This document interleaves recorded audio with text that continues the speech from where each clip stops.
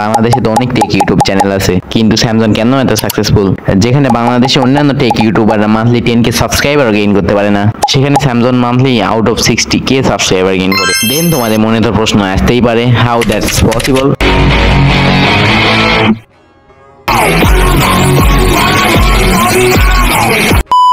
তো রিসেন্টলি আমি স্যামসাংয়ের 25টিরও বেশি ভিডিও দেখলাম এবং আমি অ্যানালাইজ করে 3টা সিক্রেট ট্রিক্স বের করেছি যা স্যামসাং তার 95% ভিডিওতে ইউজ করে। এবং এই 3 নাম্বার ট্রিক্স ছাড়া স্যামসাং কখনো এত দূরে আসতে পারতো না। এই 3 নাম্বার ট্রিক্স কিন্তু আমার favourite tricks. Number 1, consistency with good video. Samsung তার চ্যানেলে খুবই কনসিস্টেন্সি মেনটেন করে। তিনি তার ইউটিউব চ্যানেলে পার উইকে 4 থেকে 5টা ভিডিও আপলোড করে, যা তাকে তার অডিয়েন্সের সঙ্গে কানেক্ট রাখতে সাহায্য করে।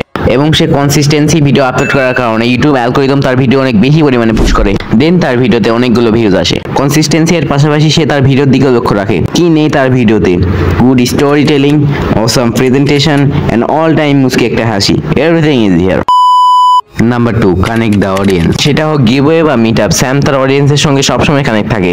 এই কারণে স্যাম ও তার অডিয়েন্সের মাঝখানে ভালো একটা সম্পর্ক তৈরি হয়, যেটা তার ভিডিওর কমেন্ট সেকশন দেখলেই বোঝা যায়। স্যাম তার ভিডিওতে কয়েকদিন পরপরই গিভওয়ে করে থাকে, যার কারণে তার অডিয়েন্স তাকে অনেক বেশি পছন্দ করে। কিছুদিন পরপরই সে তার অডিয়েন্সের সঙ্গে মিট আপ করতে যায়, যার কারণে স্যাম ও তার অডিয়েন্সের মাঝখানে ভালো একটা সম্পর্ক তৈরি হয়ে যায়। এবং স্যামসাং তার চ্যানেলে আস্ক স্যাম নামে একটি প্লেলিস্ট বানিয়ে রাখছে, যেখানে সে তার অডিয়েন্সের করা প্রশ্নের উত্তর দিয়ে থাকে, যার জন্য তার অডিয়েন্স তার ভিডিও আরো বেশি পছন্দ করে।